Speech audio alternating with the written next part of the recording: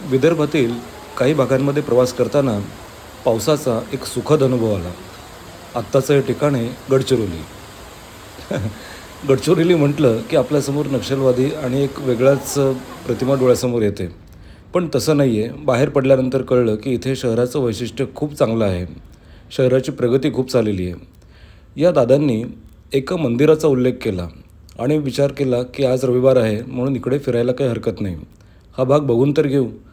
दादांच्या म्हणण्याप्रमाणे इथे पांडवकालीन एक देवस्थान आहे. ते खूप प्रसिद्ध आहे. हनुमानाचं मंदिर आहे. असं वाटलं होतं की चला ठीक आहे, थोडा एक विरंगुळा होईल आणि मंदिर साधंसुद्धा असेल.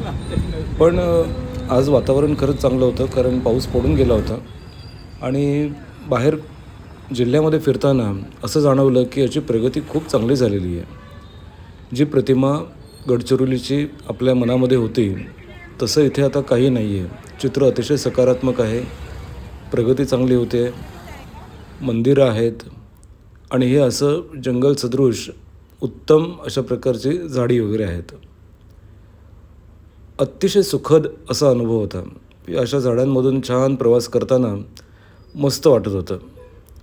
रिक्षातून प्रवास, आजूबाजूला मस्त वातावरण आणि अशा वातावरणामध्ये नामस्मरण हे तर साहजिकच आलं. जवळपास 4.5-5 किलोमीटर अंतरानेच हे देवस्थान आम्हाला बघायला मिळालं. गडचिरोलीपासून अंदाजे 4.5-5 किलोमीटरवरती हे आहे. असं म्हणतात की हे पांडवकालीन आहे आणि इथे स्वयंभू हनुमानाची मूर्ती आहे. म्हणजे स्वयंभू हनुमान इथे आहेत. मंदिर परिसर विस्तीर्ण आहे.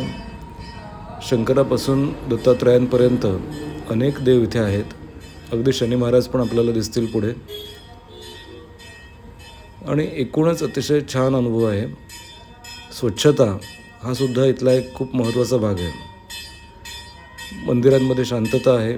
भाविक येतात, दर्शन करतात, मनापासून आपली इच्छा व्यक्त करतात आणि हे स्वयंभू हनुमानाचं जे मंदिर आहे त्याच्यामध्ये अगदी स्वतःला शांत करण्याचा प्रयत्न करतात. इथले साईबाबाची मूर्ती ही सुद्धा महत्त्वाचं आहे. शनी महाराजांच्या देवस्थानाची साफसफाई इथे चालली होती, कारण काल शनिवार होऊन गेला होता. ही भव्य दिव्य हनुमानाची मूर्ती हे इथलं एक महत्त्वाचं वैशिष्ट्य आहे. अतिशय उत्तम अशा प्रकारचं आहे. स्वच्छतासुद्धा आहे आणि येणाऱ्या जाणाऱ्या पर्यटकांसाठीसुद्धा ही जागा अतिशय उत्तम अशा प्रकारची आहे. पलीकडेच इकडे बगीचा पण आहे. तो सुद्धा वेल मेंटेन्ड आहे. ही अशी भव्य दिव्य हनुमानाची मूर्ती.